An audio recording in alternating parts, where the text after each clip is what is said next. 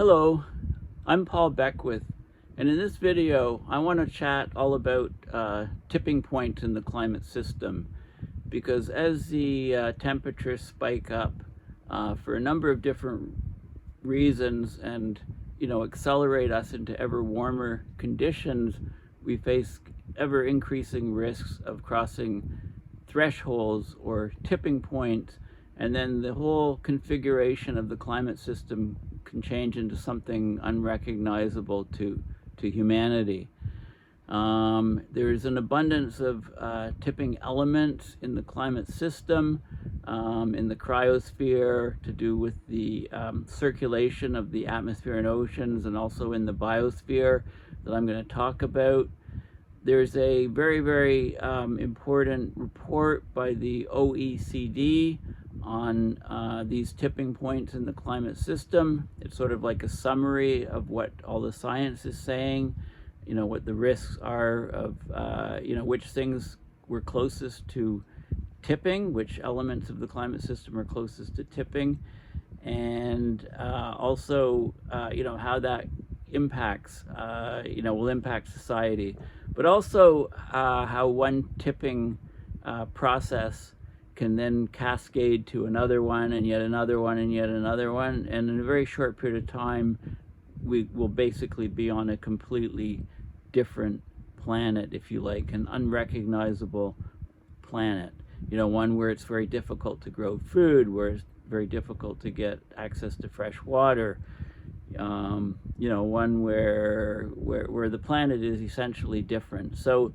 it's a very important paper, and I think it's probably worth discussing in great detail. Now, I have brought up this report in previous videos a while ago. The report's been out since last year, since 2022, and I brought up different parts of it, but I think it's worth revisiting in light of all of the climate extremes and climate mayhem we've seen in summer of 2023, given also that, from the James Hansen work, that we're just, we're starting to, we're accelerating over the next few years. It's going to be mayhem.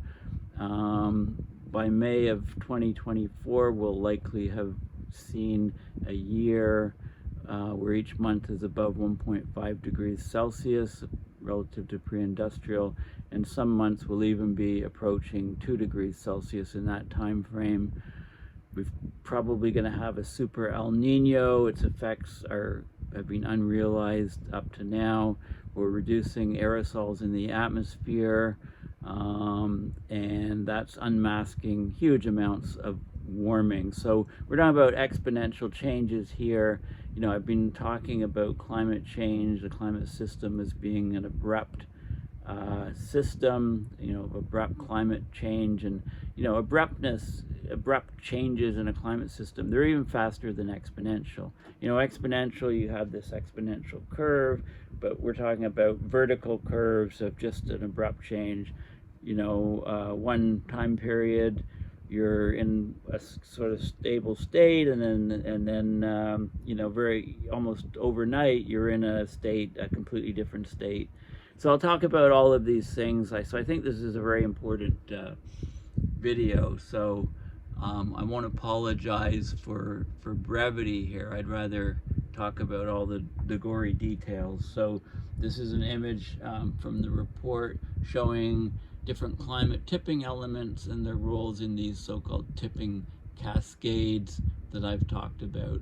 Okay, so what report is this? Well, this is the OECD iLibrary. The report is Climate Tipping Points, Insights for Effective Policy Action. It came out basically at the end of December 2022. It's an excellent report, so let's go into the details of it. But before I do, let's just remind you about what the exponential function is. Exponential change, you can go up, like population, for example, rises, if it rises, 1% per year, it's like compound interest, right? How it just builds up and builds up and builds up. And also if you go to Google Images and look at tipping points, you can see lots of images, and the idea of the tipping point here, it's a very unstable state. And you can have small change, small driving forcing causing huge effects. Think of being in a tipping canoe, that point of no return. Think of bending a stick and bending it more until finally it snaps. Think of water suddenly becoming ice. All of these things are like phase changes or tipping points or abrupt change. And these changes are actually faster than exponential change. It's like the point of no return, climate tipping point. So there's lots of excellent graphics. Just Google Images, look at tipping points, and you can see precisely what I'm talking about.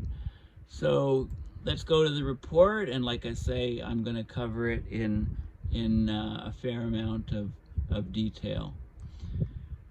So basically, the purpose of the OECD report is to look at the science of the climate tipping point, and then try to generate some insights for effective policy action. Okay, so let's have a look at the, basically, climate change is creating adverse conditions for both ecosystems and societies that go beyond anything in the recorded history of humanity. We're talking about new terrain, so we can be very fearful of it, but it's also a very sort of exciting time. You being alive today in this point of human history get to experience massive changes, massive tipping points that are coming down the pipes in the very near term. If climate tipping points are crossed, the trends could worsen exponentially, leading to profound changes in our planet and in the natural and socio-economic systems it sustains. So this report provides insights for policymakers on how to take account of the threat of tipping points in climate policy today. So it looks at the most recent scientific information, and basically the conclusion is that crossing tipping points is increasing likely at even low levels of global warming. We've had so much warming that we're very, very close to numerous tipping points, and I'll show you what the best science thinks are going to be tipping first. So there's indisputable evidence that we're approaching tipping points. And then, of course, the litany of normal things that we would talk about, like high melt rates of the Greenland and Antarctic ice sheets, loss of Amazon rainforest resilience, slowdown of ocean currents, acceleration of Arctic permafrost melting. These are all just examples. Once we tip over the edge, the changes in even one of these subsystems can cascade with deep and often irreversible global consequences for natural and human systems for decades or centuries to come.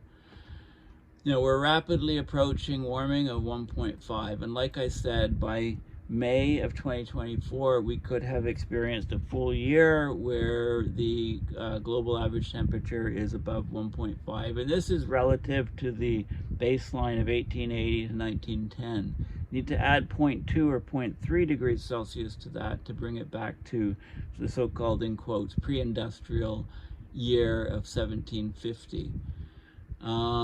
So there's mounting scientific evidence that the generally accepted advice in the recent past, is that the risk of crossing tipping points is low. This is no longer acceptable or valid and can't even be considered. The dramatic impacts associated with tipping points means that urgent action is needed to avoid crossing them and to prepare for their effects if they're crossed. This means redoubling efforts to keep rising temperatures below 1.5. Well, we've missed that boat already. Okay, we've really missed that boat, and now it's nonsensical to talk about trying to stay below 1.5, but it's in here. Tipping points can be seen as inflection points of no return in the Earth system. Unlike other climate impacts, crossing tipping points cannot be counteracted by more action later. Once you go past these points, they're basically, many of these tipping occurrences are basically permanent in the time frame of human history. Okay, so basically the report, it looks at climate tipping points, sort of gives an intro, then it looks at their cascading effects in terms of the science, then it's how do we deal with them, how do we try to mitigate them, and you know, what do we do, like, for this information, but it's geared for, you know, policymakers.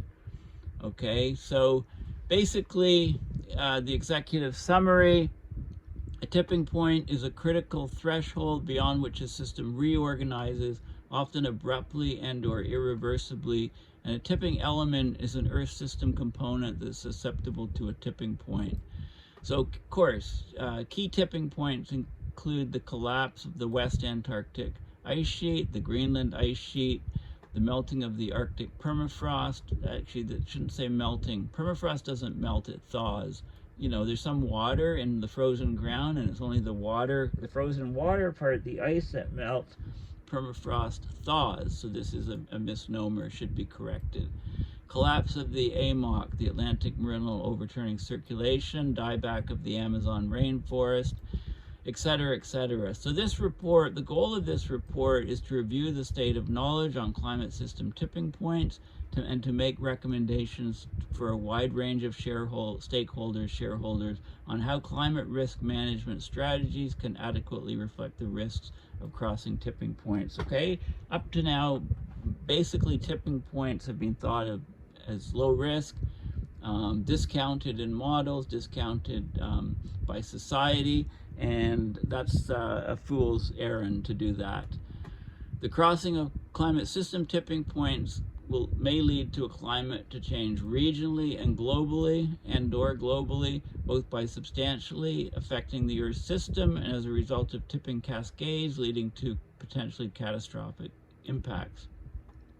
Tipping point impacts will also cascade through socio-economic and ecological systems over timeframes that are short enough to defy the ability and capacity of human societies to adapt, leading to severe effects on human and natural systems. Okay, so at the regional level, the individual tipping points are associated with different types of, like, severe regional or local impacts, like extreme temperatures, heat waves, higher frequency of droughts, forest fires. Think of what's been going on in Canada all summer, and unprecedented weather. I mean, Ottawa was just 31 degrees yesterday, which was October 3rd, you know, a full 6 degrees or so warmer than the previous record. I mean, it's like the middle of summer here at the moment. And in a couple of days, that will turn as we get an Arctic air mass coming through and finally pushing us down to more usual temperatures for this for this time of the fall, autumn in Ottawa, in Canada. You know, in Ottawa is at about 45 degrees latitude north. At the global scale, tipping points could lead to worldwide impacts, and that can also, for example, contribute to additional greenhouse gas emissions into the atmosphere, temperature feedback loops, and faster sea level rise.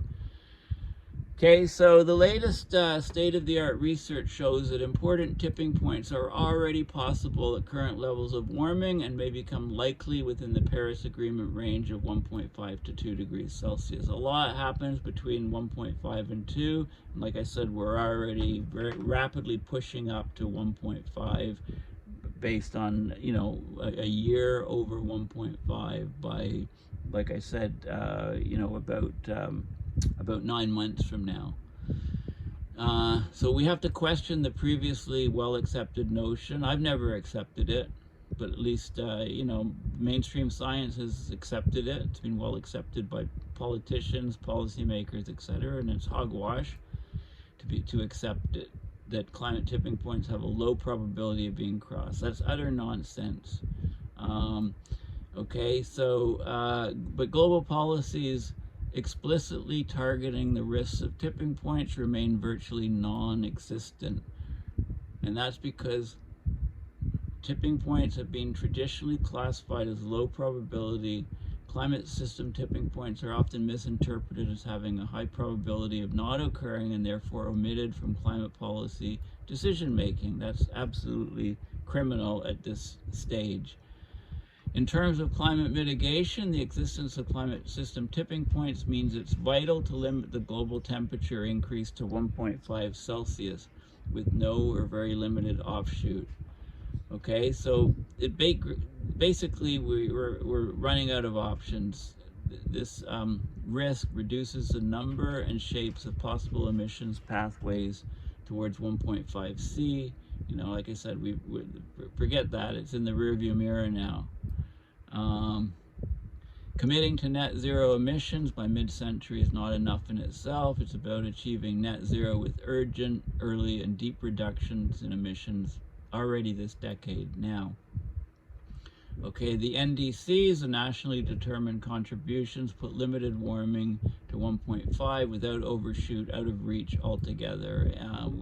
It is there. Okay, so we need to strengthen policies to address, to meet the grave risk of abrupt climate system change. We need to transform our systems. Transformational adaptation is particularly important to build resilience and prepare for the potential severe impacts of crossing tipping points.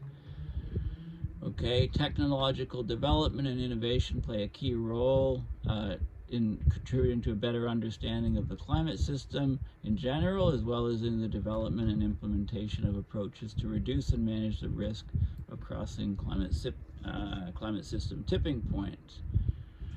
So this report concludes that the current scientific understanding of climate system tipping points challenges the generally accepted notion that tipping points have a low probability of being crossed under moderate levels of warming. So this adds, you know, the climate challenge is super urgent. It's a climate emergency, basically. Okay, so climate tipping points, a critical moment for action. Okay, so basically, let's go in and talk about it. This report is open source, so just just Google the title and have a look at it yourself. So I'm going to just cover some of the key points. It goes into the history. I'm not going to dwell on that in this video, but basically, well, I'll just sort of summarize it. So, according to the IPCC, the Intergovernmental Panel on Climate Change, a tipping point is a critical threshold beyond which a system reorganizes, often abruptly and/or irreversibly, and a tipping element is a component of the Earth system that is susceptible to a tipping point. So we can get global or regional change in climate from one stable state to another stable state, and the new stable state is one likely to be potentially much less suitable for sustaining human and natural systems, or may result in changes that occur non-linearly and faster than the rate of change expected from climate forcing. So such abrupt and/or irreversible changes are particularly dangerous because they can occur on timeframes that are short enough to defy the ability and capacity of human societies to adapt to environmental pressures. Okay, the impacts of crossing climate tipping points would be severe and widespread, with potentially catastrophic consequences for human and natural systems. Remember, this report is by the OECD. It's not known for being an alarmist organization. It's conservative, sort of toe-the-line sort of organization, and they are extremely concerned. Just look at the language in their report here. The issue of climate tipping points was first introduced by the IPCC about 2 decades ago. They projected that in the next few centuries, if greenhouse gas concentrations continue to increase, you could reach some tipping points. And this was from a report, this is over 2 decades ago. More recent IPCC reports recognize the risk of crossing tipping points at much lower levels of warming, and therefore at considerably shorter timescales from the 2018 IPCC report and the 2019 report. The latest report recognizes that low likelihood outcomes, that is, outcomes with a low probability of being crossed at low levels of warming, include the crossing climate tipping points. Cannot be ruled out entirely this century, must be an integral part of risk management strategies. More recent research, even since the IPCC report, shows that current global warming of 1.1, well, that's 1.2, it's going to be 1.5 in about less than a year from now, in all likelihood. This already lies in the uncertainty range of important tipping elements. Further tipping elements will become possible or even likely as we head above 1.5 on our way to 2 degrees Celsius. Okay, we're already close to crossing a number of tipping points. Like, it can't be ruled out that the West Antarctic ice sheet and the Greenland ice sheet tipping points have already been crossed. Low latitude coral reefs have been dying off in great numbers from marine heat waves. The abrupt permafrost thaw tipping points are likely to be crossed as we go above 1.5. The AMOC, the Atlantic Meridional Overturning Circulation, has been slowing down in the last 2 decades. It's at its weakest point for over a millennium. So anyway, any of these things tipping, any one of them would lead to likely cascading tipping of other ones and have global impacts that will greatly have dramatic effects on everybody living on this planet, on all human and natural systems. Right, so this, we could head quickly to a new hothouse global climate that's less suitable for human existence. Okay, at the regional level, individual tipping points are associated with different types of potentially severe regional or local impacts, such as extreme temperatures, higher frequency of droughts, forest fires. Again, just look at the fires that have been going on in Canada over this entire summer. They're still happening. They're still bad in the fall. We just don't hear about them much. Also in Siberia, unprecedented weather. Okay, and there's lots of uncertainties in how bad things will get. There's uncertainties in the potential costs. We talk about a recent study estimated that climate tipping points increase the social cost of carbon, which is a common measurement of the economic impact of climate change, by about 25%, with positively skewed results indicating there's a 10% chance that the social cost of carbon is more than doubled. Okay, so we're heading up. It's all bad, basically. Okay, there's a high risk that we're going to pass these tipping points. So, this is sort of the overall summary, and let's look at the figures in the report. Okay, so this is chapter 2 is all on the science of the climate tipping points and their cascading effects. So let's have a look at the there's lots of details about what can be expected if one thing tips. Like, if the AMOC shuts down, how does that affect the Amazon rainforest?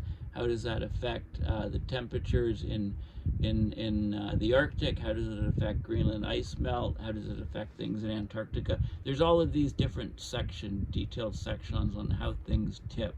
There's basically 3 types of climate subsystems where tipping elements are identified. The cryosphere, which is the ice systems, the circulation, both of the oceans and the atmosphere, and the biosphere, like the Amazon rainforest, the coral reefs, etc. Okay, there's different effects at regional levels and also at global scale levels. I've called in the past the AMOC collapse being sort of the mother of all tipping points, because it will then cascade and affect almost all other tipping points. Okay, so let's have a look at the figures. So this is a map, shows the candidate tipping elements in the climate system, and I'll tell you right off the bat, Antarctic sea ice isn't even in here. Okay, Antarctic sea ice has been collapsing, exposing vast regions of the southern hemisphere that would normally have ice covering and be highly reflective to sunlight to have dark ocean, millions of square kilometers, in fact. And this has huge impacts on the Earth energy imbalance. And it's not even on here as a tipping point, but let's have a look. It should be. So let's have a look at what they are. So the lines kind of show the connections. You know, if there's a double arrow, then Arctic sea ice, if declining affects boreal forest declining affects Arctic sea ice, and so on. You know, some of them only have you know, single arrows. You know, this one here, right, a one directional relationship. So, you know, we've got the cryosphere, which is the Arctic sea ice, the Greenland ice sheet, the permafrost in the north. We've got the Southern Ocean sea ice. Oh, the Southern Ocean sea ice is there. Okay, I stand corrected. I didn't see Antarctic sea ice, but it is there. West Antarctic ice sheet and the East Antarctic ice sheet, basically.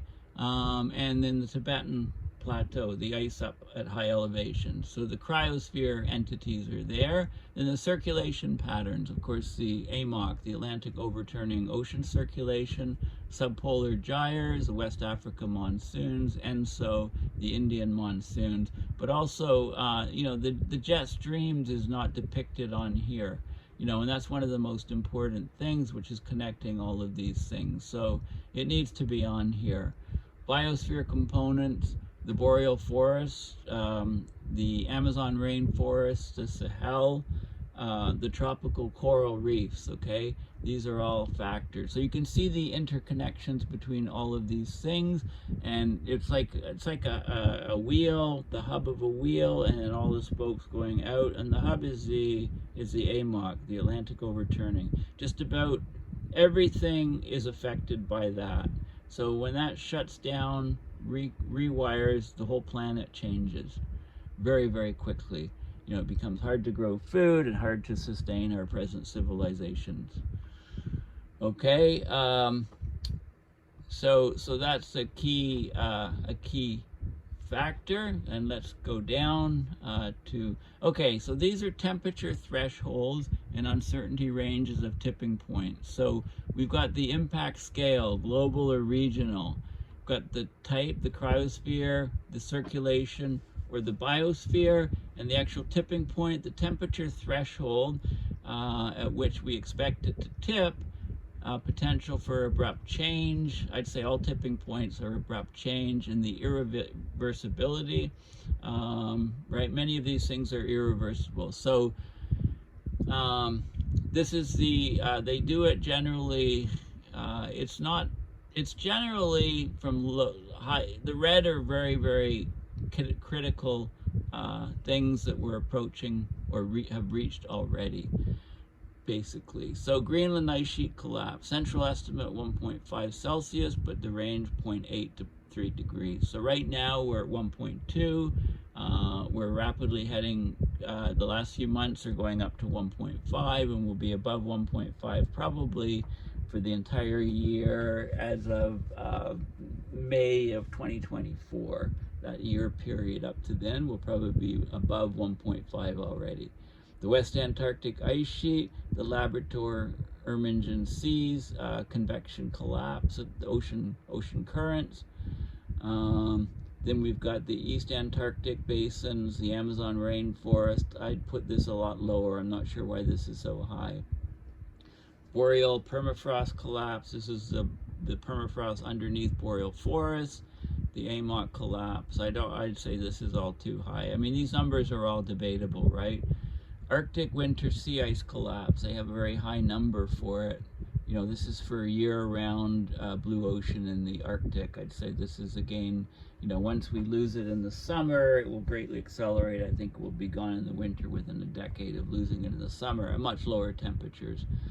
East Antarctic ice sheet collapse. Coral reefs, we're already seeing that, and the boreal permafrost abrupt thawing. We're seeing lots of thawing. Barents Sea ice abrupt losses. Okay, so there's all of these different things that are summarized on maps, that are summarized in charts, etc. So let's, the idea of cascading, once one thing tips, the other things can tip, and that leads to a domino effect, essentially. Okay, so, let's continue on to the images. Okay, you can read the details, download the PDF and have a look at this report. It's very key. So this is the global situation where different things are, and we have biophysical impacts. So we have impacts as things tip. We get more and more extreme climate events. There's economic ecosystems become less sustainable. Water and food security become problematic, and then these things tip, leading to socioeconomic impacts, extreme commodity price volatility, human health, disease spread, income livelihood security, and geopolitical unrest. And then social responses, huge migration. We're already seeing large migration around the world.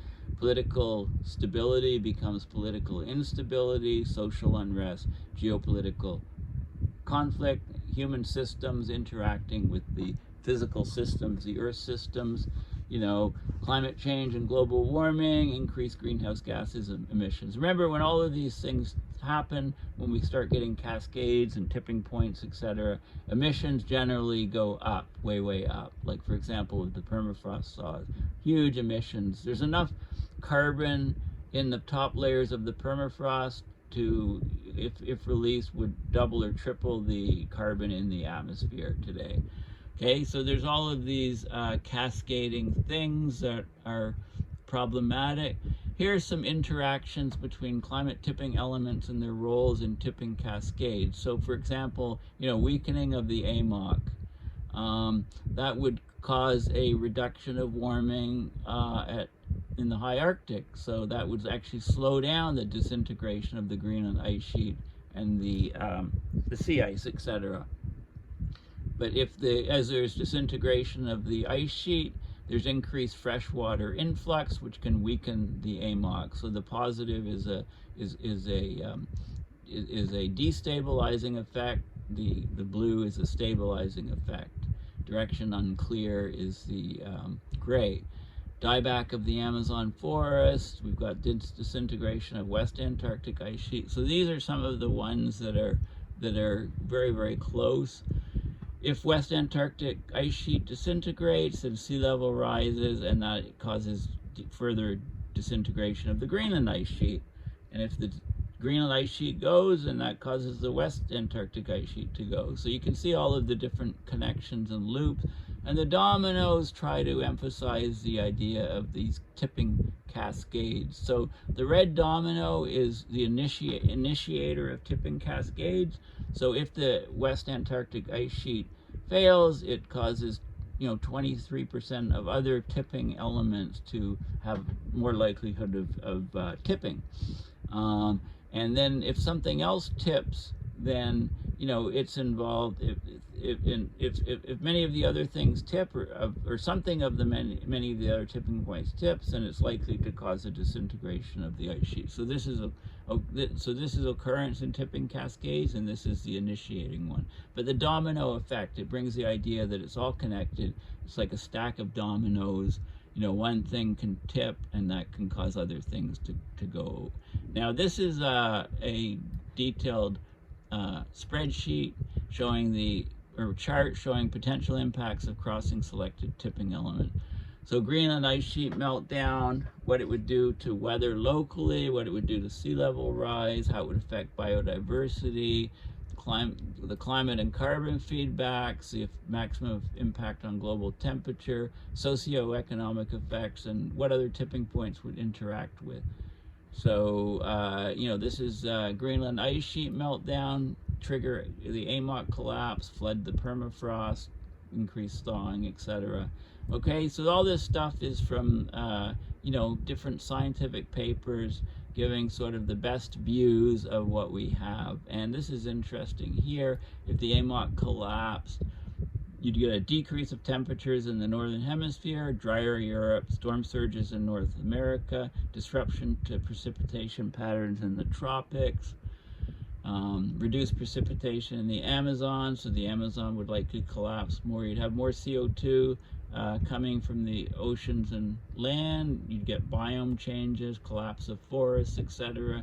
You get a lowering of temperature in the northern hemisphere. It would be a critical threat to global food security. It would cause more destabilization and disintegration in the southern hemisphere, right? So it would increase the western Antarctic ice sheet disintegration, and then but it would stabilize effects on the Greenland ice sheet. Okay, so it's really somebody needs to come up with a computer game where one thing tips and all of the very best science is incorporated into it, so you can see how other things tip, etc. And that may, let us learn a lot more about these climate system impacts and abrupt system changes, etc.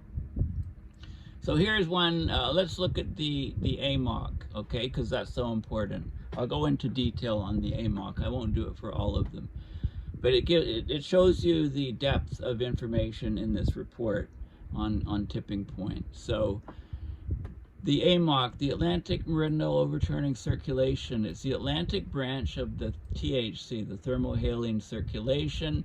It's also called the ocean's Great Conveyor Belt.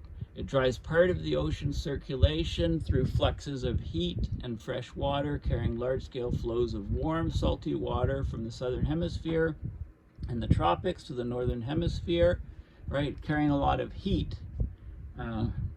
As the warmer surface water circulates along the European coast, it loses both heat and fresh water to the atmosphere. It becomes denser, saltier, and colder. And around Greenland, the water forming the current has become salty and cold enough to sink into the abyss, the lower depths of the ocean, forms the North Atlantic deep water. This cold water returns southward and comes back to the surface in the southern part of the Atlantic. Okay, also, it goes right down to Antarctica. The AMOC's been relatively stable for the past 8,000 years. But changes associated with climate change in the paleo record suggest that instabilities and irreversible changes could be triggered, and the existence of a tipping point cannot be excluded. So collapse of the AMOC would represent a complete reorganization of ocean circulation. There'd be dramatic effects on the climate system. It would lead to a redistribution of heat around the planet, shifting rainfall patterns, affecting sea ice, global sea levels, agricultural systems, marine and terrestrial ecosystems. Paleo records show that in the past, changes in the strength of the AMOC have played a prominent role in transitions between warm and cool phases of the climate. Changes in surface temperature and precipitation patterns caused by an AMOC collapse. It has a potential to affect many other tipping elements of the climate systems, specifically the stability of the Amazon and boreal forests, as well as global monsoon system. So in the past, in the paleoclimate, the AMOC has repeatedly switched abruptly between different states, leading to rapid changes in temperatures and precipitation patterns in the North Atlantic and beyond. The continued decline of the AMOC is very likely during this century, but the IPCC assessment said that a collapse of the AMOC is not anticipated before 2100. But there's new models that show that this is likely wrong, that the likelihood of an AMOC collapse is much, much higher. In fact, some models say it's as high as 95% by 2090, I believe. If there was a large release of meltwater in the north from melting Greenland, or from sea ice collapse, that could trigger it. There's an important impact of Greenland freshwater influxes on the AMOC, leading to a 44% likelihood of AMOC collapse by 2300. Really, okay. There's more.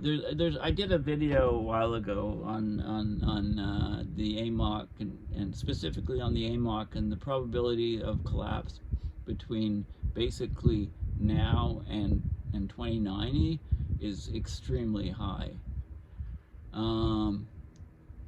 And so there's temperature threshold ranges given. Then the effect on climate. Okay, so an abrupt AMOC collapse would cause profound and abrupt shifts in regional weather patterns and water cycles. There'd be a southward shift of the tropical rain belt, a weakening of African and Asian monsoons, a strengthening of monsoons in the southern hemisphere. The climatic consequences would partly be offset by an increase in the heat carried by the atmosphere to the north, compensating for the decrease of heat carried by the AMOC, right? So the whole circulation patterns change. Temperature and precipitation patterns in Greenland and around the Atlantic would be changed. There'd be a widespread cooling across the northern hemisphere. So Europe and North America would experience a drop. Europe would have a drop of up 3 to 8 degrees Celsius. And North America, 1 to 3 Celsius in the far north. You know, and it goes on about the effects on monsoons, etc. So this is a model here. This shows temperature and precipitation responses to an AMOC collapse under 2.5 Celsius of warming above pre-industrial levels. Again, when they say pre-industrial, they're talking about 1880 to 1910 or so, not the original pre-industrial definition of 1750. So let's have a look. So this is the surface air temperature change with an AMOC collapse. Some areas here would drop as much as 8 Celsius. The blue is a drop. So much of the Arctic would cool with the sudden AMOC collapse, and it would get warmer in the southern hemisphere because less heat is transferred northward. This is the precipitation changes. There'd be 100% drop in precipitation changes here and 100% increase here. So basically the intertropical convergence zone, the ITCZ, completely shifts. Okay, so any crop growing here disappears. All the rain comes here, and most of the changes are over the ocean. There'd be a critical threat to global food security with an AMOC collapse. And here's some of the effects of an AMOC collapse. So with the AMOC on, this is a proportion of suitable land for growing wheat, maize, which is mostly corns, and rice. With the AMOC on, you know, say 20%. With it off, that's about 7%. So a drop of a 2/3 drop of growing wheat. A drop from what's that, about 13 or 14% to 5%. A 2 or 3 times drop of corn and rice, not much effect. So we're talking global food destruction. The inability to grow food, you know, massive starvation and food price spikes and geopolitical turmoil around the world. Okay, just looking at those crops.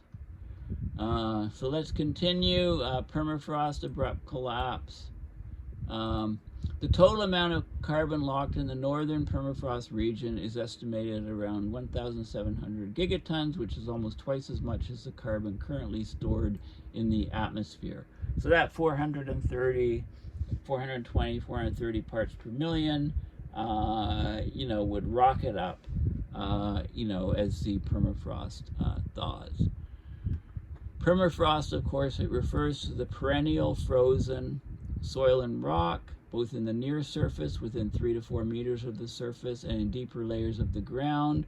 It underlies a so-called active layer that's exposed to seasonal freeze and thaw. Permafrost is in cold, high latitude, and high altitude areas across the Arctic. It accounts for about half of the global permafrost surface, as well as in the Antarctic and mountainous regions in Southeast Asia, Europe, and South America. In total, permafrost makes up an estimated 25% of the northern hemisphere and 17% of exposed land area on Earth. In the Arctic region, large amounts of organic carbon are stored within permafrost areas.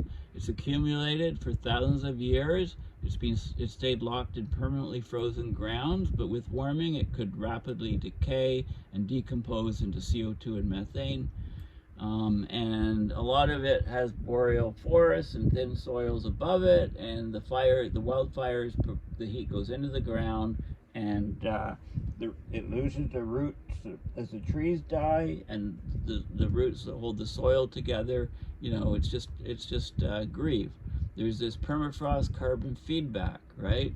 You get huge amounts of carbon released to the atmosphere ocean systems, and that would cause additional warming, causing more heating, causing more thawing. So it's a vicious feedback effect. Okay, a total collapse of permafrost would release up to 888 gigatons of CO2 and 5.3 gigatons of methane over this century. The carbon budget for 1.5, it says it's 400, but that's essentially zero. And for 2 degrees Celsius, it's roughly 1,000 gigatons of carbon, or 1 trillion tons of CO2. It's the single largest climate-sensitive carbon pool on Earth is the permafrost. Okay, so then it goes and it talks about a gradual thaw, abrupt thaw, something called the compost bomb. As permafrost heats up and you get biological production, generates heat internally, which can further cause thawing of the permafrost. Okay, so it goes and talks about some of the feedbacks. There's lots of other stuff. I'm just going to go to the chart. So this is global mean sea level change relative to 1900. These are the different IPCC report models. Here's a low likelihood, high impact storyline, including ice sheet instability. So some of the most recent stuff. This is with the SSP 5 to 8.5 scenario, and we're talking about, this is getting, between 1 and 2 meters of sea level rise by 2100. I'm still saying by 2070 we can have 7 meters of sea level rise. That's my projection still. Gave it a number of years ago, and I'll stick with it until 2070 and see what happens. Arctic sea ice loss, how that would affect things. Antarctic sea ice loss is even bigger. This is September Arctic sea ice area projections. So maybe gone, practically ice-free, less than 1 million square kilometers. 2050 is the number here. This is from the IPCC scenarios. Here we are. There's lots of factors in play in there, but there's papers showing 2040, 2030, maybe in the next 10 years. We just don't know. There's a lot of variability. The impacts of Arctic sea ice on the other systems and so on are there. Okay, so let's just go down to, here's a chart. Overview of recent economic analyses incorporating the risk of tipping points. So before about 2015, there was very few articles, very little done in the way of economic analysis of the loss to humanity from tipping points. But there has been papers, more and more papers coming out since then, and it gives the details of the tipping points that they look at, and the effects on humanity. And the last number here is the key results, the increase in economic cost. How much has economic cost increased? There is 700%, 7 times higher, right, than what we presently have modeled. So huge factors, huge economic losses. Let's go to, okay. Let's go down here. These are the footnotes. Okay, so here we go. How do we deal with the threat of crossing tipping point? So this is, what can policymakers do? Temperature increase must be kept under 1.5. Well, we've already lost that, right? We've lost that. Between 1.5 and 2, there's lots of bad things that can happen in terms of tipping points. Risk evaluation based on probability and potential impact of an outcome. So you can talk about improbable things to most likely things, and the risk, the impact's negligible to catastrophic, right? We're getting more and more of the red stuff. You know, most like things are, tipping points are becoming more and more likely, and they'll lead to catastrophic occurrences. And you know, we can look at this risk and say, you know, we're way outside the safe zones. This is why we're in a climate emergency. Let's have a look at this. Okay, I like this chart. This is global warming threshold estimates. So the best scientific estimates for a tipping point to occur, and then the impacts of it. You know, so what temperature, this is temperatures relative to pre-industrial, relative to the 1880 to 1910 definition of pre-industrial. Here's 1.5.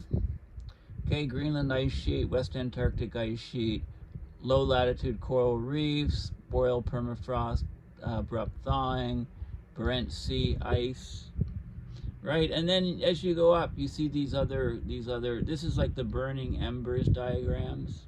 It's like a candle burning,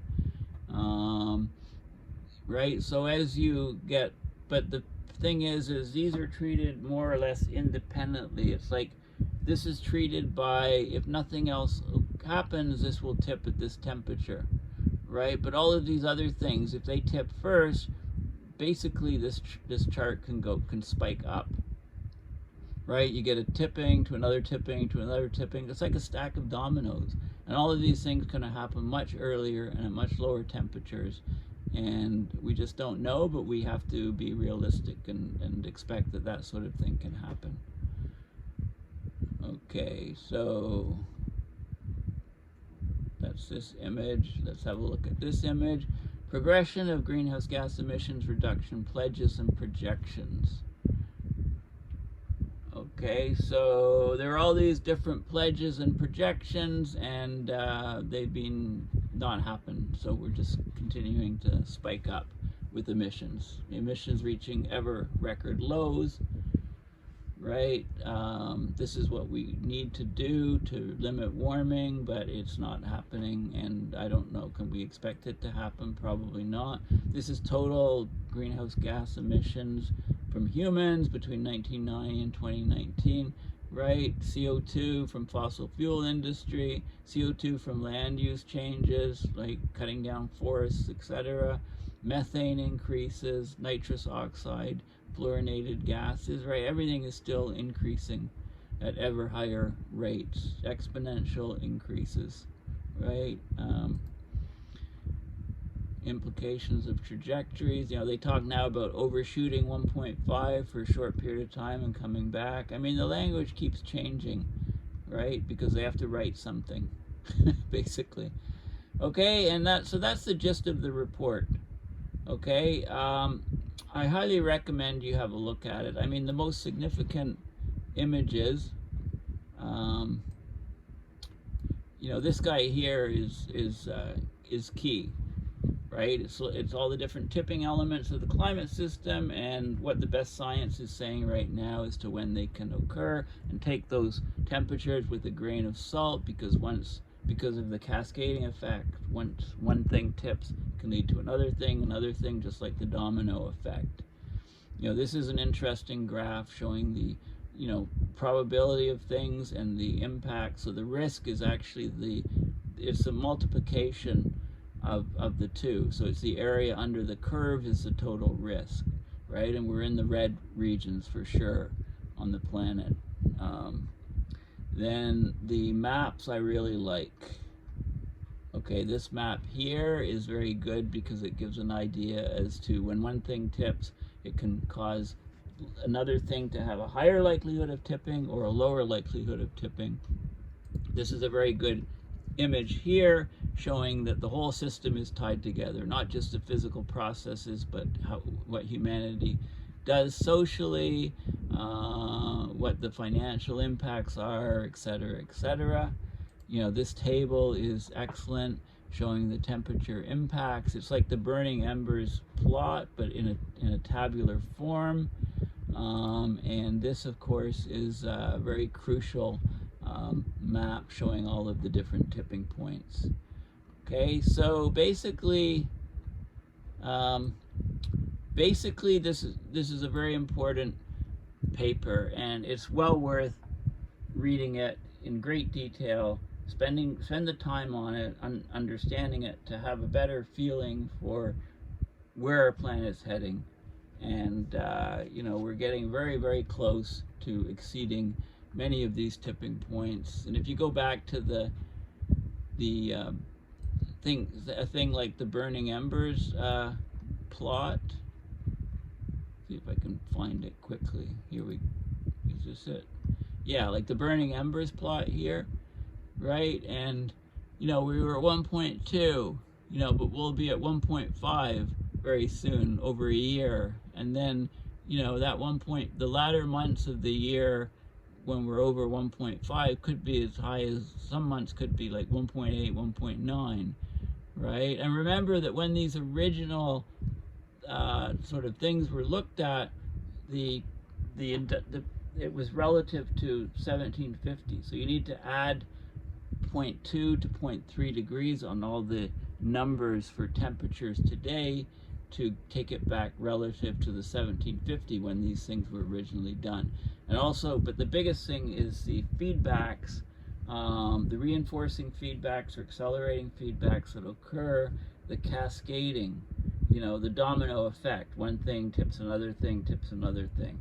So, you know, if you tip these things that are expected at lower thresholds, then they can actually cause a cascade up the chain and cause these things which wouldn't be expected to tip for a long period of time if they were standing alone, but they're all part of the climate system. So, you know, we often talk about exponential change and the human inability to understand exponential change. Well, abrupt change is like a spike. It's like a delta function. It's much, much faster than even exponential change. It's like super exponential change. It's like a vertical spike upward. So when one moment you're in one state and the next moment you're in a totally different state. And this is a big concern. This is the monkey wrench in the whole climate system. And this is why things in climate that break will always be a huge surprise to people, because we can't even fathom exponential change, let alone delta function spikes. Like a delta function in math, it's like just an upward spike. So that's when I say delta functions. Google, have a look at delta. Oh, I'll just do it right here. I wonder if it has it. Let's just have a look at the delta function. Google Images, delta function. There's a delta function right here. Hey, it's just a spike. So you're in one state here, you know, exponential change would be like this, and this is like a delta function spike. Okay, so that's what we need to really worry about in climate, delta function spikes. So anyway, thanks for listening. Please make sure you go to my website, paulbeckwith.net, and click on the PayPal, and you know, please support my research and videos as I try to join the dots on abrupt climate system change. Thanks again, and bye for now.